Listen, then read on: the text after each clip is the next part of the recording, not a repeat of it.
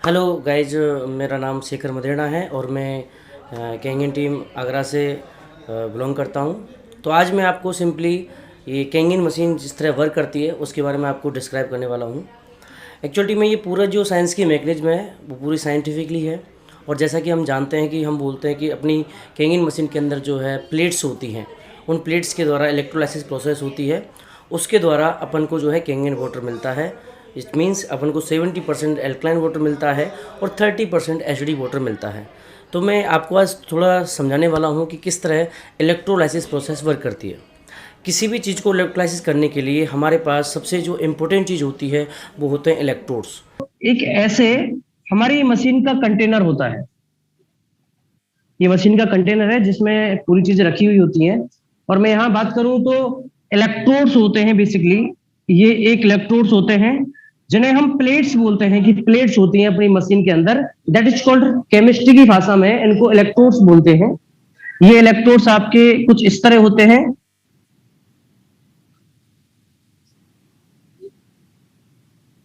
इन electrodes को अपन current से add करते हैं, जिनमें से एक पॉजिटिवली चार्ज होता है, एक नेगेटिवली चार्ज होता है।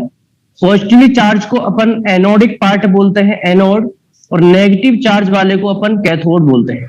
हमारे पास जितनी अच्छी क्वालिटी का इलेक्ट्रोड्स होगा उतना ही हम वाटर का इलेक्ट्रोलाइसिस बहुत अच्छे से कर पाते हैं।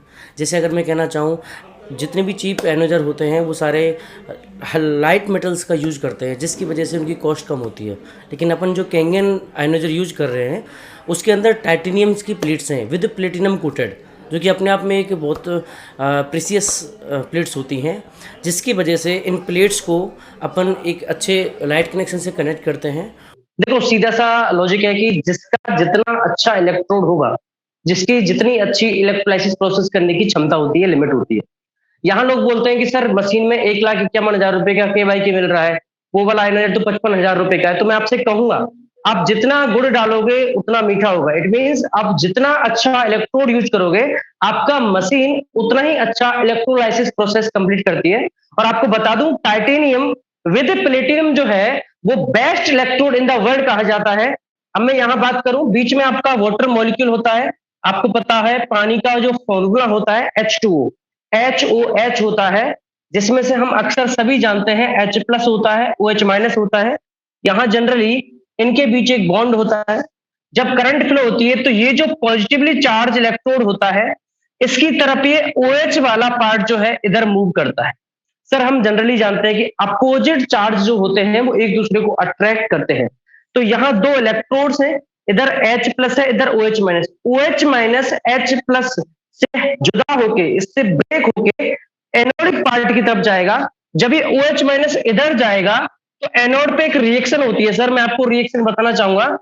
एट एनोड, एनोड पे एक रिएक्शन होती है। यहाँ पर जो OH- जो आयन होता है वो एनोडिक पार्ट की तरफ जाता है, और यहाँ इलेक्ट्रॉन रिलीज करके ये इलेक्ट्रॉन कैथोड की तरफ आते हैं। अब कैथोड पर इन इलेक्ट्रॉनों का वेलकम करने के लिए जो यहाँ पर वेट कर रहा होता है वो H+ आयंस होते हैं, जो कि एट कैथोड, हम सब इजीली जानते हैं कि कैथोड पर जो है आपका रिडक्शन प्रोसेस होता है सर। और रिडक्शन प्रोसेस के तहत, क्योंकि एनोड पर होता है ऑक्सीडेशन, और ऑक्सीडेशन के तहत यहां इलेक्ट्रॉन रिलीज होते हैं। एनोडिक पार्ट से इलेक्ट्रॉन इधर जाते हुए उस वायर की हेल्प से कैथोड की तरफ जाता है। कैथोड पर इन इलेक्ट्रॉन्स का वेट H+ आयन कर रहे होते हैं, और ये H+ आयन इस रिएक्शन के तहत कुछ आपकी हाइड्रोजन गैस बनाते हैं। मैं आपको बताना चाहूंगा कि जो आपके कैंगन वाटर में एक्टिव हाइड्रोजन गैस होती है वो इस कैथोड वाले पार्ट से रिलीज होती है। तो ये वाली हाइड्रोजन गैस आपको कैथोड पर मिलती है, जो कि एनोड से रिलीज हुए इलेक्ट्रॉन की वजह से निकलती है। मैं यहां बात करूं कि एक्टिव हाइड्रोजन प्रोड्यूस होने का मेन रीजन क्या होता है, तो ये जो इलेक्ट्रोड होते हैं इन पर प्लेटिनम की कोटिंग होती है। हम सब जानते हैं कि सर, हम हर डेमोस्ट्रेशन में बोलते हैं कि हमारे पास जो इलेक्ट्रोड है, जो प्लेट्स हैं, वो प्लेटिनम कोटेड है। तो प्लेटिनम इस दुनिया का एकमात्र ऐसा मेटल होता है, Pt, जो H2 गैस को एब्जॉर्ब करता है। मैं आपसे फिर भी एक चीज कहना चाहूंगा, हमारी मशीन में बहुत सारी मशीनों में एक्टिव हाइड्रोजन गैस प्रोड्यूस नहीं होती है। अपनी मशीन में एक्टिव हाइड्रोजन गैस प्रोड्यूस होने का एकमात्र रीजन है प्लेटिनम, जो कि सोने से भी 3 टाइम्स ज्यादा एक्सपेंसिव महंगा होता है, जिसकी वजह से वो उस वाटर में जो हाइड्रोजन H+ आयंस होते हैं को एब्जॉर्ब करके H2 गैस बनाता है, जिसे हम इलेक्ट्रॉन रिच वाटर या हाइड्रोजन रिच वाटर बोलते हैं। आपको बताना चाहूंगा कि आपके बॉडी में जो पानी आप यूज करते हो, जो आप एल्कलाइन वाटर निकालते हो, वो आपको कैथोड से मिलता है एल्कलाइन और एनोड से मिलता है एसिडिक वाटर। अब मैं यहां आपको वाटर की तीनों प्रॉपर्टीज को एक एक करके समझाने वाला हूं। फर्स्ट ऑफ ऑल मैं आपको समझाऊंगा माइक्रो क्लस्टिंग। मैं बैक चलूंगा। माइक्रो क्लस्टिंग वाटर कैसे बनाती है। इस पानी में जैसे H+ होता है, ये कैटायन है, OH- एक एनायन है, तो H+ की तरह ही इस पानी में सोडियम होता है Na+, इस पानी में कैल्शियम होता है Ca+2, इस पानी में मैग्नीशियम होता है Mg+2। जैसा कि हम सब जानते हैं, पानी के अंदर जो है बहुत सारी चीजें प्रेजेंट होती हैं, हर चीज प्रेजेंट होती है। तो यहां पर पानी में ये सारे कैटायंस होते हैं। OH- की साइड की बात करूं तो आपको बहुत सारे Cl नेगेटिव, बहुत सारे आपको NO3 नेगेटिव, बहुत सारे आपको सल्फेट, ये चार्ज वाले एनायन प्रेजेंट होते हैं। ऐसे समझो आपके वाटर के अंदर बहुत सारा कैटायनिक पार्ट है, धनायन होते हैं, सोडियम, मैग्नीशियम, कैल्शियम, पोटेशियम, बहुत सारे होते हैं। ऐसे ही आपके पानी के अंदर Cl-, chloride ion, nitrate, sulphate, carbonate, बहुत सारे नेगेटिव आयंस होते हैं। यहां पर अब मैं आपको एक चीज बताना चाहता हूं कि जैसे OH- एनोडिक पार्ट पर खुद के इलेक्ट्रॉन रिलीज करता है, ऐसे ही सारे नेगेटिव आयंस जो हैं वो एनोडिक पार्ट की तरफ मूव करते हैं। बट मैं यहां एक बात बताना चाहूंगा कि जैसे H+ आयन आपका कैथोड की तरफ मूव करता है, तो कैथोड की तरफ मूव करते ही यहां पर ही जितने भी कैटायंस होते हैं वो आपके कैथोड की तरफ मूव करते हैं। तो पहला रीजन माइक्रो क्लस्टरिंग कैसे होता है। ये आपका वाटर मॉलिक्यूल है, ये आपका वाटर मॉलिक्यूल है, आपने 2 इलेक्ट्रोड लगाए, तो ये OH- इधर मूव करेगा, H+ इधर मूव करेगा, तो इनके बीच का जो बॉन्ड होता है, ये H+ है, ये OH- है, इनके बीच का बॉन्ड ब्रेक हो जाता है। जब इनके बीच का बॉन्ड ब्रेक हो गया, तो आपका ये बॉन्ड ब्रेक होते ही पानी हल्का हो गया, लाइट हो गया। फर्स्ट ऑफ ऑल इलेक्ट्रोड पानी को तोड़ रहा है। इलेक्ट्रोड H+ OH- के बीच की जो एक बॉन्ड होती है उसको ब्रेक कर रहा है, तो माइक्रो क्लस्टरिंग हो गया। सेकंड, एल्कलाइन वाटर कैसे बनाता है। क्योंकि इस प्रोसेस में सारे ये जो एल्कलाइन मेटल्स होते हैं, हम सब साइंस से जो होते हैं सबको पता है कि सोडियम, मैग्नीशियम, कैल्शियम सारे एल्कलाइन मेटल्स होते हैं जो कि एस ब्लॉक में प्रेजेंट होते हैं। ये जितने भी एल्कलाइन मिनरल्स होते हैं वो आपको यहाँ कैथोड पर मिलते हैं, और जितने भी एसिडिक मिनरल्स होते हैं वो यहाँ आपको एनोड पर मिलते हैं। तो मेरा कहने का मतलब यह है, अपनी मशीन सिंपली एक चीज करती है, जो काम के कैटायंस होते हैं, जो काम की चीजें हैं like sodium, magnesium, calcium, potassium, उनको एक तरफ कर देती है, और जो भी हमारी बॉडी के लिए नुकसानदायक होती हैं, क्लोराइड, नाइट्राइड, सल्फेट, कार्बोनेट, उन सबको एक तरफ कर देती है। तो उनको डिस्टर्ब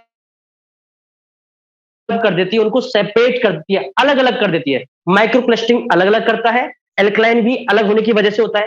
थर्ड में बात करूं यहां पर अपनी मशीन की क्या क्वालिटी है कि ORP -800 तक जाती है, 800 मिलीवोल्ट तक। उसका एकमात्र रीजन क्योंकि अपनी मशीन में जो इलेक्ट्रोड लगे हुए हैं ये आपके टाइटेनियम के हैं, और टाइटेनियम इस दुनिया का सबसे बेस्ट हार्ड मेटल और कंडक्टर होता है, जिसकी वजह से इलेक्ट्रोलाइसिस प्रोसेस बहुत अच्छे से कंप्लीट होता है, और हमें एनोड से इलेक्ट्रॉन, जो इलेक्ट्रॉन एनोड पे होते हैं वो हमें कहां मिलते हैं, कैथोड पर। ये जो एनोड से इलेक्ट्रॉन रिलीज होते हुए कैथोड की तरफ जाते हैं, एनोड से इलेक्ट्रॉन जाते हुए कैथोड की तरफ जाते हैं, तो कैथोड पर ये जो इलेक्ट्रॉन गेनिंग प्रोसेस होती है, जिसकी वजह से आपकी ये हाइड्रोजन गैस प्रेजेंट होती है, जिसे हम एक्टिव हाइड्रोजन गैस बोलते हैं। तो कहने का ओवरऑल मतलब है ORP नेगेटिव इसलिए होती है क्योंकि हमारे कैथोड पर जो पानी मिलता है उसमें बहुत ज्यादा अमाउंट में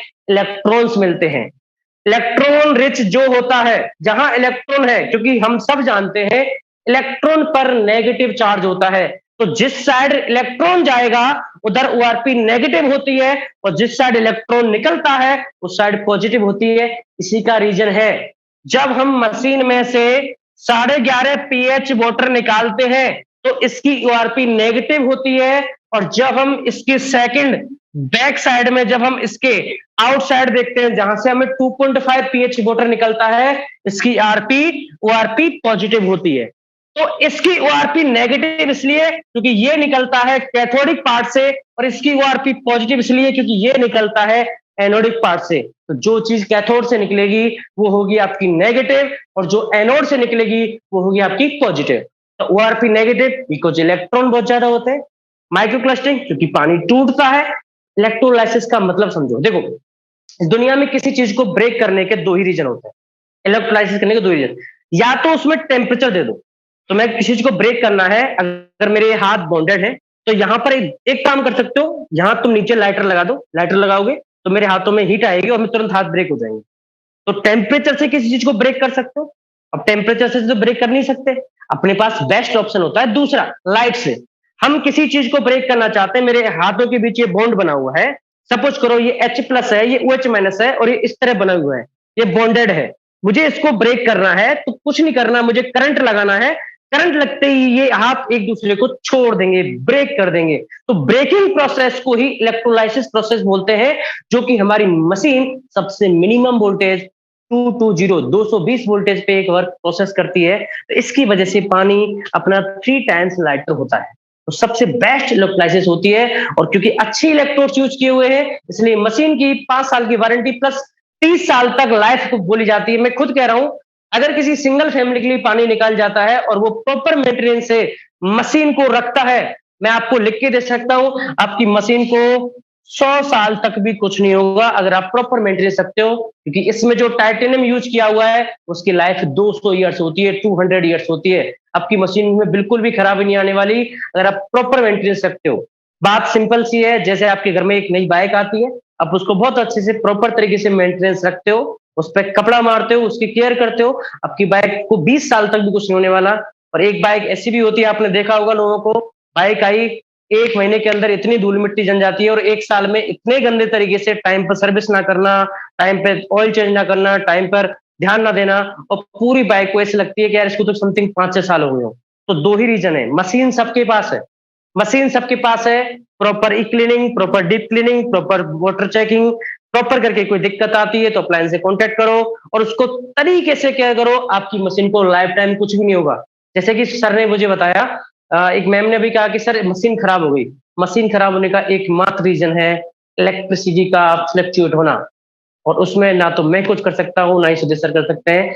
आपको ही अपनी मशीन की केयर करनी पड़ेगी कि हम जिस वायर से उसको कनेक्ट कर रहे हैं वो आपकी इलेक्ट्रिसिटी फ्लक्चुएट ना होने दे, बाकी आपकी मशीन में लाइफ टाइम तक कोई प्रॉब्लम नहीं हो सकती। तो सीधा सा फंडा है, फर्स्ट माइक्रो क्लस्टरिंग, जैसे ही इलेक्ट्रोलाइसिस होगा तो ब्रेक डाउन हो जाएगा। नेक्स्ट इलेक्ट्रोलाइसिस होगा, ब्रेक डाउन होगा तो वाटर मॉलिक्यूल छोटा हो गया तो माइक्रो क्लस्टर हो गया। सेकंड, इसमें कैथोड पर सारे कैटायंस चले गए, एनोड पर सारे एनायंस चले गए। तो कैथोड पर सारे कैटायंस, जितने भी कैटायंस के वो एल्कली थे तो पानी एल्कलाइन हो गया। और थर्ड इसकी प्रॉपर्टी थी ओआरपी नेगेटिव, क्योंकि कैथोड पर सारे इलेक्ट्रॉन एनोड से घूम के कैथोड पर आते हैं और ये सारे कैटायन मिनरल्स उन इलेक्ट्रॉन्स का वेलकम करते हैं, उनको एब्जॉर्ब करते हैं, जिसकी वजह से जो हमें कैथोड पर पानी मिला है उसके अंदर इलेक्ट्रॉन का ह्यूज अमाउंट होता है, या कह सकते हैं कि जो इलेक्ट्रॉन रिच वाटर होता है, और जिसमें हमें क्लियरली एक्टिव हाइड्रोजन गैस दिखाई देती है। तभी कहते हैं कि पानी का अगर असर देखना है, मैं सर से एक चीज फिर भी कहना चाहूंगा पूरी टीम से, अगर आपको बेस्ट रिजल्ट देखने हैं तो सामने वाले कस्टमर को क्लियर बोल दो जो अपना बिजनेस पार्टनर बनने वाला है, सर आपको अगर पानी का 100% रिजल्ट चाहिए, आपको पानी फ्रेश पीना पड़ेगा विद एक्टिव हाइड्रोजन। जब भी पानी पियो एक्टिव हाइड्रोजन वाला वाटर पियो। मैं गारंटी के साथ कह सकता हूँ कोई बीमारी नहीं है जहां आपको रिजल्ट ना मिले इसके, पर आपको पीना है ताजा। क्योंकि जो एक्टिव हाइड्रोजन गैस है, मैं आप लोगों की जानकारी के लिए बता दूं, ये वही गैस है जो विराट कोहली जो अपने क्रिकेटर होते हैं उनकी बोटल्स में बना के डाली जाती है सिंथेटिक तरीके से। और हमारी सर की कृपा है, कंपनी का हम बहुत बड़ा आभारी है कि ये मशीन नेचुरली प्रोड्यूस करती है। जबकि उस इतने बड़े सेलिब्रिटी की बोतल में डाली जाती है अलग से बना के, लेकिन हमारी मशीन इसे नेचुरली प्रोड्यूस करती है। इसलिए हम इस पानी को केंगन वाटर नहीं अमृत बोलते हैं, क्योंकि यहाँ पर हमें वो चीजें मिलती हैं जो कि बहुत सारे सेलिब्रिटीज उनके लिए लाख रुपए खर्च कर देते हैं, जो कि मैं मात्र 3 लाख रुपए में अपने घर में यहाँ मिलती है। सर वाटर का फार्मूला H2O होता है। Yes sir. आफ्टर इलेक्ट्रोसिस उसको ब्रेक करते हैं H plus plus OH minus में। Yes sir. इलेक्ट्रोसिस प्रोसेस बाद सर कैंगन वाटर जो निकलता है उसका फार्मूला कंपोजिशन क्या होगा सर? H2O होगा, सर क्या वो होगा उसका? सर पानी का फॉर्मूला H2O ही होता है। आपकी जी जो सर। केंगिन मशीन है उस H2O को ब्रेक करके स्मॉल H2O में कन्वर्ट करती है। पानी स्मॉल का H2O फॉर्मूला में। H2O ही है। वो स्मॉल अच्छा। H2O, पानी जिंदगी में जहां भी होगा H2O ही होता है। बस वो जी जी इतना सर। बड़ा H2O है, वो जब मशीन के अंदर जाता है तो इतना सा H2O रह जाता है, इतना फर्क है। अच्छा, उसमें 2 हाइड्रोजन और 1 ऑक्सीजन अवेलेबल रहेगा। बिल्कुल बिल्कुल सर, बिना उसके वाटर बन ही नहीं सकता। यस यस सर, वही क्लियर करना। Okay sir, thank you. Sir मुझे ये पूछना है कि इसमें सोडियम हाइपोक्लोराइट रहता है, राइट? और यस ये सर। सोडियम हाइपोक्लोराइट का रोल क्या रहता है? ये अपने को इलेक्ट्रोलाइसिस में इसका रोल रहता है क्या? और ये पानी अपन को पीना चाहिए कैसे, सोडियम हाइपोक्लोराइट? सर मैं आपको बताता हूँ सोडियम हाइपोक्लोराइड यूज क्यों होता है। जनरली जब हम पीएच वाटर को इलेक्ट्रोलाइसिस कर सकते हैं तो बेस्ट से बेस्ट मेथड है कि हम कैथोडिक पार्ट से, जो कैथोड से वाटर निकलता है वो 9.5 निकाल सकते हैं, और एनोड से निकलता है वो 3.5 निकलता है। मैं आपको क्लियरली आपको बताना चाहूंगा 9.5 की जगह 4.5 निकलता है उधर।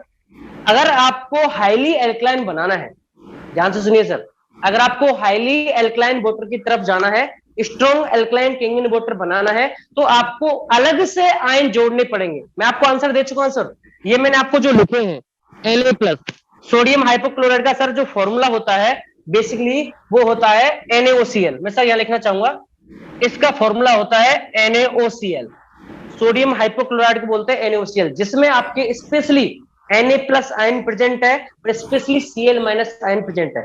आपको अगर अच्छी लेवल का एल्कलाइन वाटर चाहिए तो आपको अलग से यही एल्कली मेटल्स ऐड करनी पड़ते हैं। तो जो आप लिक्विड इसमें एनहांसर, देखो एनहांसर वर्ड का मतलब समझो, एनहांसर जो किसी की स्पीड या रिएक्टिविटी को इंक्रीज कर दे। कोई पूछे आपसे कि एनहांसर जरूरी क्यों होता है, आप अच्छी चीजें कर रहे हो अच्छी बात है, लाइक मैं तुमसे कहूं कि सर मैं आपसे जैसे कहना चाहूं एनहांसर का यूज क्या होता है, जैसे हम पार्क में रनिंग कर रहे होते हैं, जनरली रनिंग कर रहे हैं तो अपनी वही 15 की स्पीड होती है, लेकिन पीछे से गलती से कुत्ता आ जाए, आई होप आपकी स्पीड ऑटोमेटिक इंक्रीज हो जाएगी।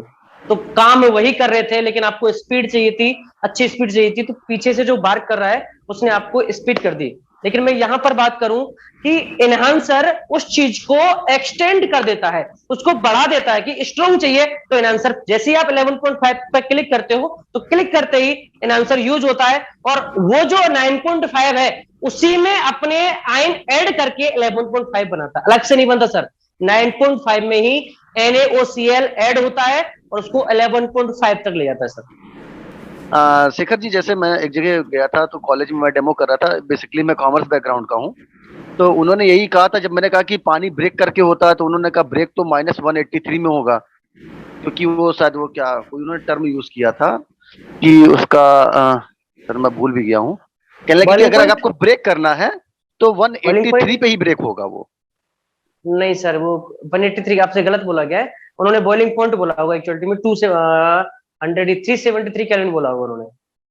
अच्छा सर, नहीं नहीं सर, उन्होंने पता नहीं क्या वो बोला था कि पानी का ये वो होता है कुछ 183 कुछ आप सबसे एक चीज कहूंगा कि जब भी आप किसी आप देखो अपने डेमो में 2 चीजें होती है, प्रोस्पेक्टिंग और जो है एक सस्पेक्टिंग। जब भी प्रोस्पेक्टिंग में पता चल जाए गलती से कि ये टीचर है, जब भी पता चल जाए कि कॉलेज लेक्चरर है, जब भी पता चल जाए कि ये एजुकेशन से फील्ड से रिलेटेड है, मैं लिख के दे सकता हूं, आपको इससे गुजरना ही पड़ेगा। और आपका अगर ये वाला पार्ट अगर आपको स्ट्रॉन्ग करना है, मैं वीडियो भेज दूंगा सबके लिए ग्रुप में, लेकिन अगर आपको ये वाला पार्ट खुद से आता है, आपने वही की वही उसको क्लियर कर दिया, मैं पक्का गारंटी से कह सकता हूं आपकी मशीन डन है। लेकिन अगर इसमें आप अटक गए तो आप कितने अच्छे प्रेजेंटेशन देना, वो बंदा आपकी बात काट देगा, वो चीज बोलेगा डेमो तो भाई अच्छा कर लेता है, लेकिन तुझे सर वो उन्होंने शब्द टर्म याद आ गया सर, क्वाथनांक बोला था, पानी का क्वाथनांक। वही सर, हाँ क्वाथनांक बोला था, जिसको इंग्लिश में बॉइलिंग पॉइंट बोलते सर, मैं वही बोल रहा था। बॉइलिंग पॉइंट, अच्छा सर, हम मुझे आइडिया। सर उनको बोलना कि बॉइलिंग पॉइंट अलग चीज होती है, क्वथनांक जो है पानी को बॉयल करने वाला पॉइंट होता है। कोई चीज जब उबलती है, उबलने वाले पॉइंट को बॉइलिंग पॉइंट बोलते हैं, क्वथनांक। मैं यहाँ सर तोड़ने की बात कर रहा हूँ, उनको क्लियर बोलना कि तोड़ने में और गर्म करने में फर्क होता है सर। मैं जब मशीन से पानी निकालता हूं तो वो गर्म नहीं होता सर, वो ठंडा पानी होता है। अगर वो गर्म होता तो मतलब मेरी मशीन उसको गर्म करके वो तोड़ रही है। मैंने अभी भी बताया था। जी बिल्कुल बिल्कुल बिल्कुल सर। अभी आप लिंक कर पाओगे। किसी चीज को ब्रेक करने के दो ही रीजन है, तोड़ने के दो ही रीजन। मेरे हाथ है, या तो नीचे लाइटर लगा दो टूट जाएगा, ये हो गया क्वथनांक वाला प्रोसेस, या मेरे हाथ है करंट लगा दो टूट जाएगा, ये हो गया लाइटिंग प्रोसेस। तो आप बोलो सर, अगर पानी से ही तोड़ना होता तो 3 लाख की चीज आपके घर पे ना होती। बिल्कुल सर। अच्छा सर, एक सवाल और है सर, जैसे हेक्सागोनल पैटर्न के बारे में भी आता है, तो ये हेक्सागोनल पैटर्न कैसा, थोड़ा सा उसको डिस्क्राइब कर दो, और ये कैसे फायदेमंद है? हेक्सागोनल पैटर्न मतलब समझा नहीं सर, पूरा क्वेश्चन बोलिए। जो कहते हैं ना पानी, जैसे हमारा जब पानी निकलता है मशीन से तो हेक्सागोनल पैटर्न पे निकलता है। नहीं सर, मैंने ऐसा कुछ सुना नहीं। अच्छा सर, ब्रोशर पे पानी में हेक्सागोनल जब ये स्ट्रक्चर आता है, स्ट्रक्चर चेंज होता है। वो हाँ, वो ये होता है, वो ये वाला स्ट्रक्चर होता है सर हेक्सागोनल। इसमें 6 कार्बन जो 6 पूरे इस तरह मैच्योरिटी होता है, ये वाला होता है हेक्सागोनल। ये सर, ये हेक्सागोनल स्ट्रक्चर है, तो ये हमारा सेल का भी स्ट्रक्चर ऐसे ही होता है, तो इसमें एब्जॉर्प्शन अच्छा हो जाता है। एब्जॉर्प्शन पावर इसकी इंक्रीज हो जाती है। मैं आप सबसे कहना चाहूंगा, जितने भी फैमिली मेंबर्स अपन मुझे बात कर रहे हैं, आपसे ज्यादा केंगन वाले को, सामने वाले को कुछ नहीं पता। आप अपनी फील्ड के मास्टर होंगे सर, आप लेक्चरर होंगे, आप कॉलेज के डायरेक्टर होंगे, लेकिन केंगन का मास्टर मैं हूँ। केंगन की नॉलेज आपको मुझसे ज्यादा नहीं है। और ये चीजें इलेक्ट्रोड, एनोड, कैथोड, आयन, ये 2 रिएक्शन लर्न करनी है बस। 4OH minus, 2H2O, H2O, 2 electron. ये मैं कह रहा हूं, जो 3 लाख की मशीन बेच रहा है, क्या वो 2 रिएक्शन याद नहीं कर सकता?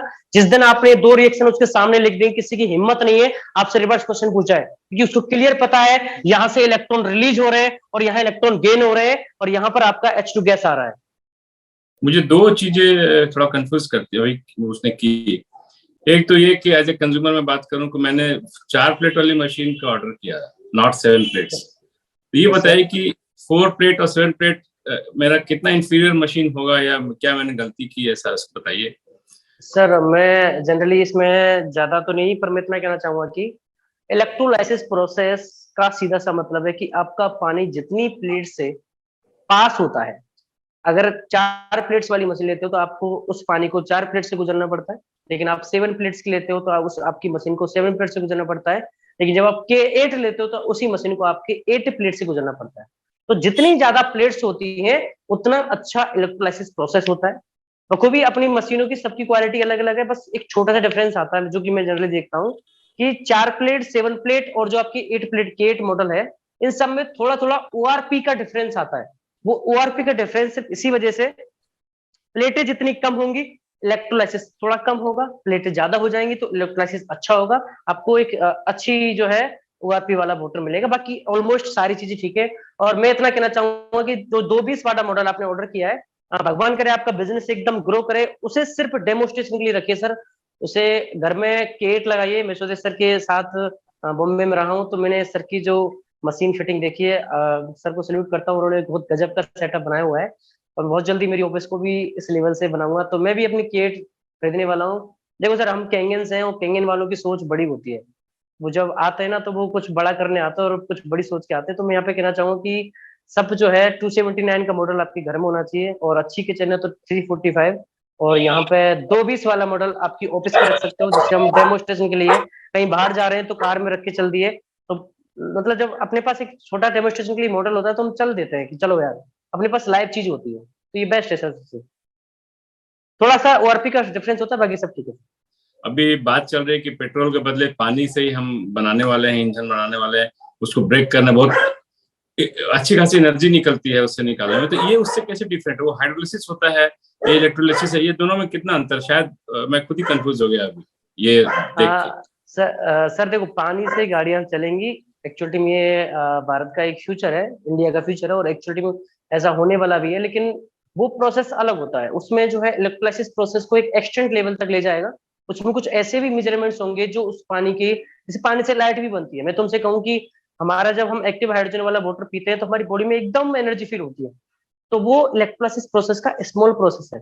हमारी मशीन हमारी बॉडी के लिए जितना चाहिए उसी हिसाब से काम करती है, और गाड़ी के लिए कितना चाहिए उसके लिए अलग मेजरमेंट होंगे, अलग डिवाइसेस होंगी, और उस पानी को उस हिसाब से मॉडिफाई किया जाएगा सर। मेरे पास 2 या 3 सवाल है। एक चीज पूछना था कि जो कम्पिटिटिव मशीन्स है वो लोग बोलते हैं कि हमको इलेक्ट्रोलिसिस जो एनहांसर है उनका जरूरत नहीं है, तो वो कैसे काम होता है? मतलब हमारा मशीन इतना यूनिक कैसे है, हमारा जो एनहांसर है उसमें अच्छा रिजल्ट आता है, लेकिन वो लोग बिना एनहांसर के कैसे, ऐसा हो नहीं सकता है ना? देखो, हाँ, आप बिल्कुल सही कह रहे हो, बिल्कुल नहीं हो सकता। लेकिन आपने कभी अगर किसी फेक आयोनाइजर को देखा हो, उसके अंदर वो फिल्टर्स लगे होते हैं, वो उन फिल्टर्स में कुछ ऐसे केमिकलाइज पत्थर होते हैं, स्टोन्स होते हैं, जो उसकी अमाउंट को बढ़ाते हैं। दो ही चीजें, अपनी मशीन स्पेसिफिक तरीके से ऑप्शन में बनाती है 11.5, आपको चाहिए बटन दबाइए, देन आपका एनहांसर यूज होगा। उनकी मशीन में वो स्टोन केमिकलाइज होता है, इसलिए उनके इतने अच्छे रिजल्ट्स नहीं है, इसलिए उनकी मशीनें हर 6 महीने में ब्लैक हो जाती हैं। अच्छा, दूसरा चीज, हमारा जो सर्विस है वो बोलते हैं कि हमको सिट्रिक एसिड नहीं डालना पड़ता है, हमारा ऑटोमेटिक होता है, लेकिन मैं जब क्लीन करता हूँ तो इतना अच्छे से आता है, मतलब ऐसा लगता है कि मशीन मतलब पहला दिन से खरीद दिया, इतना मतलब ब्रांड न्यू हो जाता है। ऐसे कैसे होता है? समझा नहीं सर मैं। हमारा जो अच्छा, ई क्लीनिंग होता है बहुत सिस्टमैटिक होता है, एक बहुत अलग से प्रोसेस बनाया है, तो ऐसे लगता है कि ब्रांड न्यू हो गया है। लेकिन जो दूसरे कंपनीज है बोलते हैं हम लोग को सिट्रिक एसिड नहीं डालना पड़ता है, तो कैंगिन ऐसे कैसे होता है, मतलब ब्रांड न्यू कैसे होता है हमारा जो क्लीनिंग प्रोसेस? मैं आपको इसका एक बहुत अच्छा खूबसूरत जवाब देना चाहूंगा।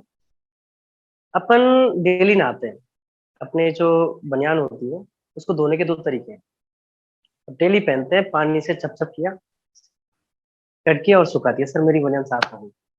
दूसरा, आप स्पेसिफिक उसमें सर्फ एक्सेल डालोगे तो एक्चुअली में क्या है कि जैसे अपन किसी चीज को करते हैं तो स्पेसिफिक तरीके से करते हैं। अपनी केमिस्ट्री में एक बहुत अच्छा जो है ये होता है, जो केमिकल होता है citric acid. Citric acid lab में मैं बच्चों के लिए प्रैक्टिकल कराता हूँ, तो ये बहुत अच्छा क्लीनिंग का काम करता है। जैसे ही सिट्रिक एसिड अपनी प्लेट्स के बीच में से रेगुलेट होता है, उसको बड़ी ही तरीके से उस सफाई को निकाल देता है।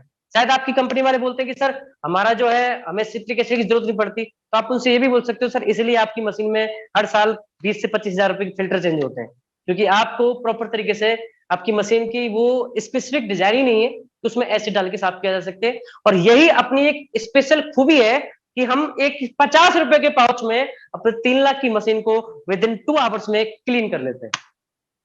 और बिना एनहांसर के तो लैंड 0.5 2.5 तो बनेगा ही नहीं, राइट? No chance. नहीं सर, नहीं बनेगा, नहीं बनेगा सर।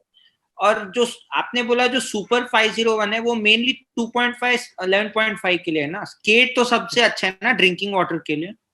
देखो, हाँ, तो एक्चुअली में क्या होगा, पानी हमारी मशीन से जितनी भी मशीनों से निकलते हैं सब बेस्ट होते हैं। बस उतना ही है कि HD501 और जो K8 मशीन है, इसमें थोड़ा प्लेट्स की डिफरेंस में से थोड़ा बहुत फर्क पड़ता है, बाकी पानी सबका ऑलमोस्ट सेम ही है, थोड़ा ORP का डिफरेंस आता है, रिजल्ट सबके सेम है।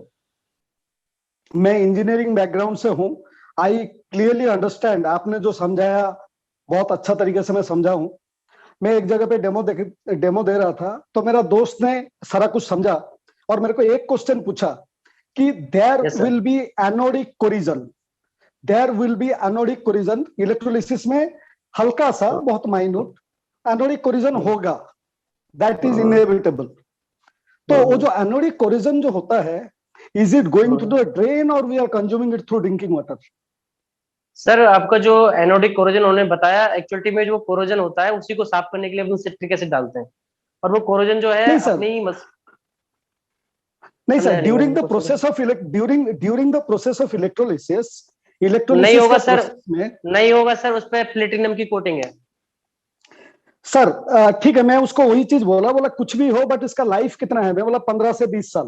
बोलता दैट मीन्स 15 से 20 साल के बाद कंपनी बोलती है कि इसका लाइफ खत्म हो जाएगा, राइट, एज पर company, right. That means some sort of anodic corrosion is happening which will extend till 20 years, 20 साल के लिए वो चलेगा। वो जो एनोडिक कोरिजन में जो थोड़ा सा जो प्लैटिनम जो निकलेगा या जो कोरोजन होगा, because platinum is a non reactive metal, वो रिएक्शन होता नहीं, that is a inert metal, periodic table, in the periodic table हम लोग जो पढ़े, तो वो जो जाता है तो वो कितना, वो तो थोड़ा अमाउंट भी हो बट इज इट हार्मफुल, और या ड्रेन से निकल जाता है? मैं बोला मेरे को पता नहीं है, आपको फाइंड आउट।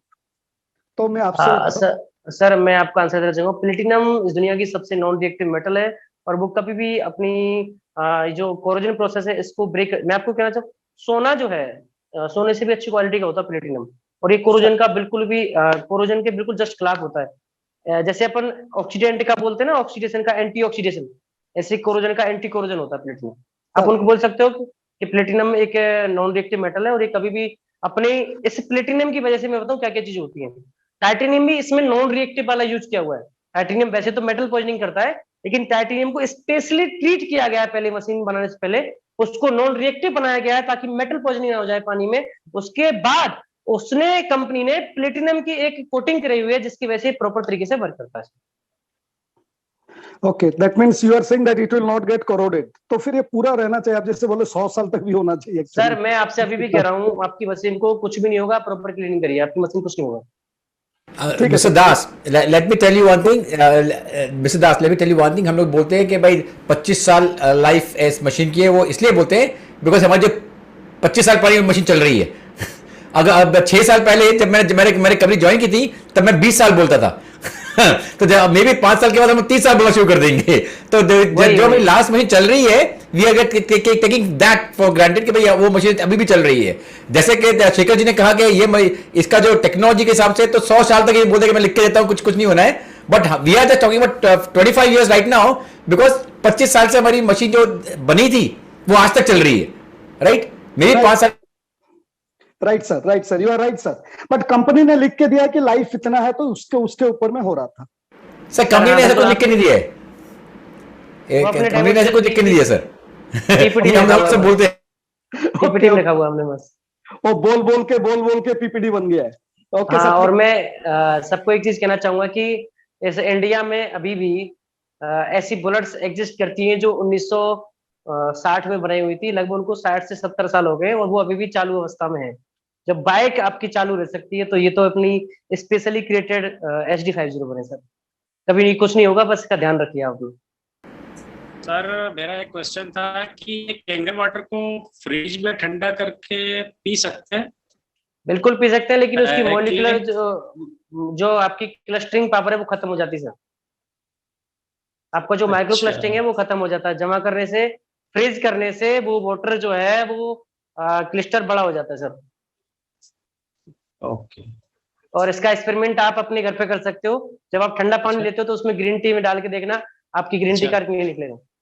कि सर जैसे SD501 है उसमें 7 प्लेट्स हैं, तो जब हम 11.5 पानी डालते हैं तो सर 7 प्लेट से आयोनाइजेशन होता है, और सुपर में भी 7 प्लेट से होता है। तो सर सुपर का पानी आप बेहतर किस मामले में कहना चाह रहे हो? सर इमल्सिफिकेशन जैसे मैं ऑयल ब्रेक करके देखता हूँ तो उसमें जो है वो जो सुपर का होता है वो एकदम पूरा दूध की तरह बना देता है, और जो उसका उतना अच्छा इमल्सिफिकेशन नहीं हो पाता। नहीं सर, ऐसा कोई प्रोसेस है नहीं, उसमें एक फर्क होगा तो वही होगा कि आपका एनहांसर जो है वो थोड़ा उसमें सॉल्ट कम रह गया होगा, बाकी ऐसा कोई डिफरेंस आता नहीं सर। अच्छा नहीं सर, हम लोगों ने देखा तो सर रिजल्ट हम लोग को सुपर जब भी रिजल्ट मिला 11.5 का एकदम परफेक्ट मिला है। एक ही एनहांसर से यूज करके आप देखिएगा, आपको सेम रिजल्ट मिलेगा सर।